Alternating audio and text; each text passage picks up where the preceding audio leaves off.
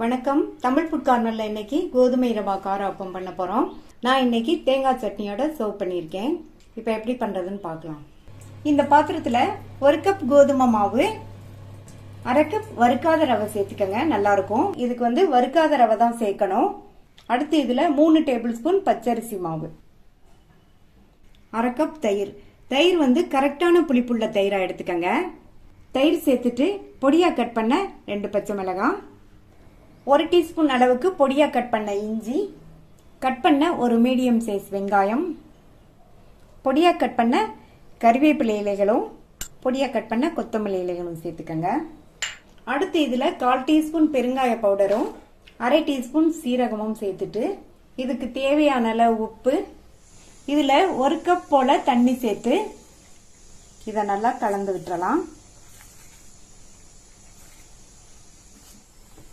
First 1 cup தண்ணி சேர்த்தேன், இன்னொரு 1/2 கப் தண்ணி சேர்த்து மறுபடியும் நல்லா கலந்துடலாம்.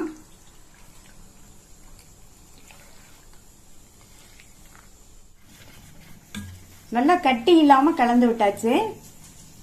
மூடி வச்சிடலாம். 5ல இருந்து 10 நிமிஷம் ஊறட்டும்.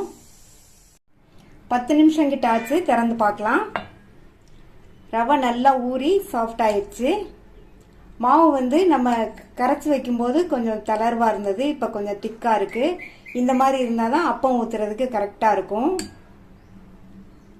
கடைசியா இதுல 1/4 டீஸ்பூன் சமையல் சோடா சேர்த்துட்டு நல்லா ஒரு தடவை கலந்து விட்டுட்டு அப்பத்தை ஊத்திடலாம். கடாயில எண்ணெய் விட்டு நல்லா சூடாயிடுச்சு. அப்பத்தை ஊத்திடலாம். ஒவ்வொரு கரண்டியா எடுத்து எண்ணெயில ஊத்திடலாம்.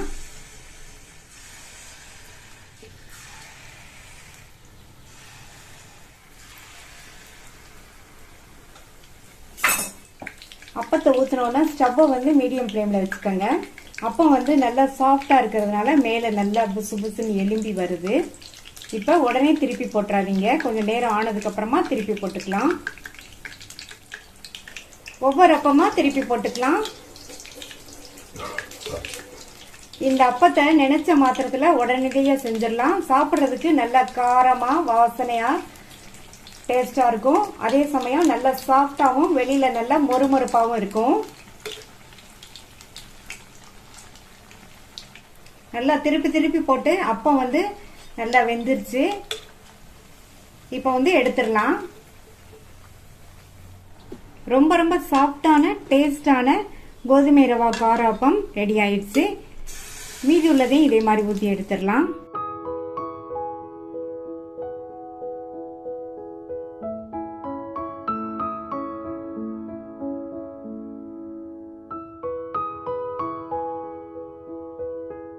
கோதுமை மாவு காராப்பம் பண்ண போறோம். இந்த மிக்சிங் பவுல்ல 1 கப் கோதுமை மாவு எடுத்த அதே கப்லயே 1/2 கப் ரவை சேர்த்துக்கலாம். கோதுமை மாவு எடுத்த அதே கப்லயே 1 கப் இட்லி மாவு சேர்த்துக்கலாம். இட்லி மாவு கரெக்டான புளிப்புள்ள இட்லி மாவு சேர்த்துக்கங்க. எந்த கப்ல நீங்க கோதுமை மாவு எடுக்கிறீங்களோ அதே கப்லயே ரவை இட்லி மாவு எல்லாத்தையும் அளந்துக்கங்க. இப்ப ஃபர்ஸ்ட் எல்லாத்தையும் நல்லா ஒன்னா மிக்ஸ் ஆகுற மாதிரி கலந்து விட்டுக்கலாம். இதுல கொஞ்சம் கொஞ்சமா தண்ணி சேர்த்து கலந்து விட்டுக்கலாம். மாவு பாத்தீங்கன்னா இட்லி மாவை விட கொஞ்சம் தளர்வா இருக்கணும், அந்த அளவுக்கு கலந்துக்கலாம். அதே மாதிரி கட்டி இல்லாமையும் மாவை நல்லா இந்த மாதிரி கலந்து விட்டுக்கணும். மாவு பாத்தீங்கன்னா இட்லி மாவை விட கொஞ்சம் தளர்வா இருக்கு. இந்த மாதிரி கரைச்சிக்கங்க. மூடி வச்சிடலாம். மாவு 15 நிமிஷத்துக்கு ஊறட்டும். 15 நிமிஷமா மாவு நல்லா ஊறிடுச்சு. இது கூட ஒரு மீடியம் சைஸ் பெரிய வெங்காயத்தை கட் பண்ணி சேர்த்துக்கலாம். இது கூட 3/4 டீஸ்பூன் சீரகம் சேர்த்துக்கலாம். 1/2 டீஸ்பூன் பெருங்காய பவுடர், 1/2 டீஸ்பூன் தனி மிளகாத்தூள். மிளகாத்தூள் நான் 1/2 டீஸ்பூன் சேர்த்திருக்கேன், நீங்க உங்களுடைய காரத்துக்கு தகுந்தபடி சேர்த்துக்கோங்க. அடுத்து இதுல பொடியா கட் பண்ண கறிவேப்பிலை இலைகளும் கொஞ்சமா பொடியா கட் பண்ண கொத்தமல்லி இலைகளையும் சேர்த்துட்டு இதுக்கு தேவையான அளவு உப்பு சேர்த்துக்கலாம். நல்லா கலந்து விட்டுறலாம். எல்லாம் ஒன்னா மிக்ஸ் ஆகிற மாதிரி நல்லா கலந்து விட்டுறலாம். நம்ம இதுல சேர்த்துருக்கிற சீரகம், பெருங்காயம், கறிவேப்பிலை, கொத்தமல்லி இலைகள்லாம் இந்த அப்பத்துக்கு நல்ல வாசனையும் டேஸ்டும் கொடுக்கும். நல்லா மிக்ஸ் பண்ணி விட்டாச்சு. நம்மளுடைய கார அப்பத்துக்கு மாவு ரெடி ஆயிடுச்சு. கடாயில் எண்ணெய் விட்டு சூடாயிடுச்சு. நம்ம ரெடி பண்ணி வச்ச மாவை நல்லா ஒரு தடவை மிக்ஸ் பண்ணி விட்டுட்டு ஒவ்வொரு கரண்டியாக எடுத்து எண்ணெயில் ஊற்றிடலாம்.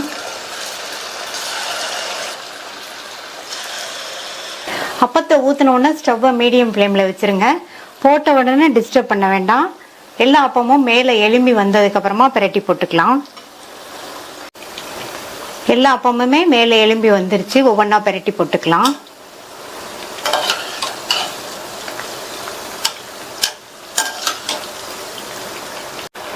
பரட்டி விட்டு அப்பம் வெந்துருச்சு. எண்ணெயோட சத்தம்லாம் ஓரளவு அடங்கிருச்சு. எடுத்துடலாம். நல்லா காரசாரமாக சுவையான ஈஸியாக பண்ணக்கூடிய கார அப்பம் ரெடி ஆயிடுச்சு. இது நல்ல ஒரு ஈவினிங் டைம் ஸ்நாக். ஸ்கூல் விட்டு வர்ற குழந்தைங்களுக்கு நம்ம இதை உடனடியாக செஞ்சு கொடுத்துடலாம்.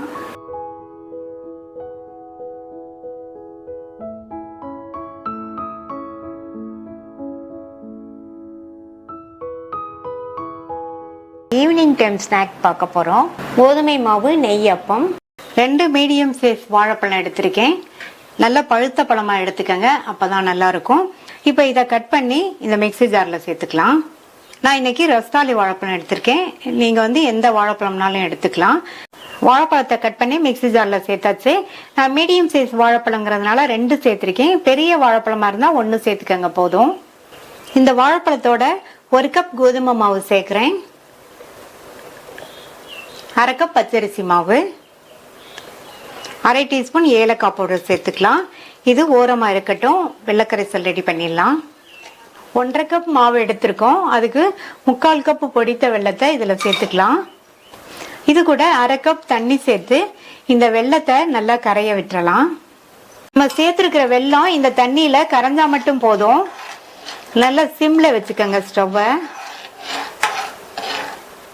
வெல்லம் நல்லா கரைஞ்சிருச்சு. இந்த மாதிரி கரைஞ்சா மட்டும் போதும். இப்போ இதை வடிகட்டிட்டு ஆற வச்சுக்கலாம்.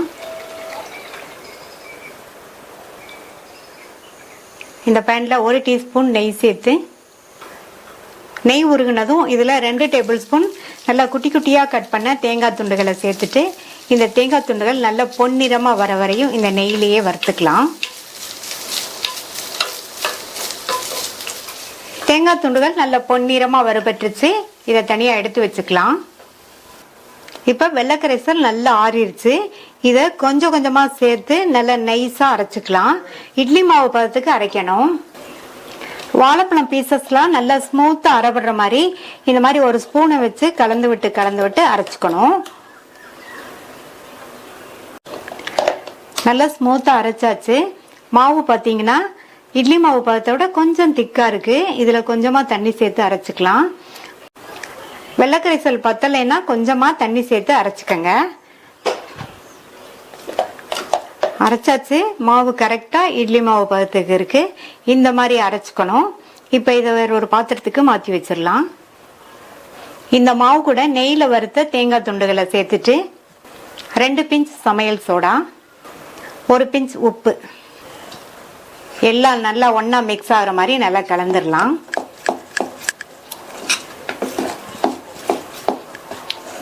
நான் இதில் எள்ளு சேர்க்கலை. நீங்கள் விருப்பப்பட்டீங்கன்னா 1 டீஸ்பூன் கருப்பு எள் சேர்த்துக்கங்க. இப்போ நல்லா கலந்தாச்சு. மாவு ரெடி ஆயிடுச்சு. அப்பத்தை ஊற்றிடலாம்.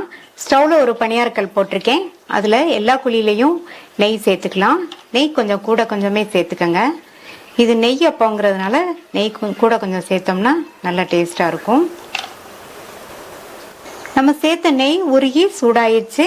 நம்ம ரெடி பண்ணி வச்ச மாவுலேருந்து ஒவ்வொரு கரண்டியாக எடுத்து குழி ஃபுல்லாக ஊற்றிடாம கொஞ்சம் கம்மியாகவே ஊற்றிக்கங்க.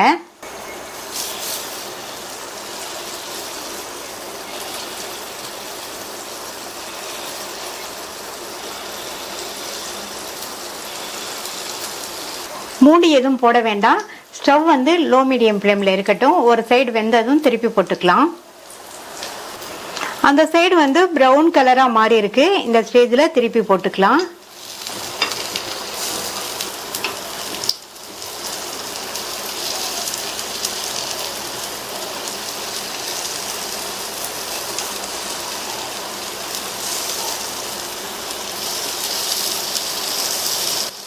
அந்த சைடும் வேகட்டும். வெந்ததுக்கு அப்புறமா எடுத்துக்கலாம். பெரட்டி போட்டுட்டு தேவைப்பட்டா சுத்தி கொஞ்சம் நெய் சேர்த்துக்கங்க.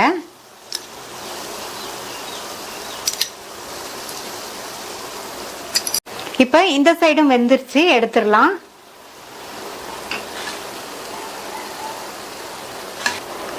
நல்லா குண்டு குண்டுன்னு பஞ்சு போல உடனடி நெய்யப்பம் ரெடி ஆயிடுச்சு. மீதி உள்ளதையும் ஊத்தி எடுத்துடலாம். இந்த சுவையான அப்பத்தை நீங்களும் ஒரு தடவை ட்ரை பண்ணி பாருங்க. ட்ரை பண்ணி பார்த்துட்டு உங்க கமெண்ட்ஸை சொல்லுங்க. நம்ம சேனல்ல இது வரைக்கும் சப்ஸ்கிரைப் பண்ணாதவங்க சப்ஸ்கிரைப் பண்ணிட்டு பக்கத்தில் உள்ள பெல் பட்டனையும் கிளிக் பண்ணிக்கங்க. தேங்க்ஸ் ஃபார் வாட்சிங்.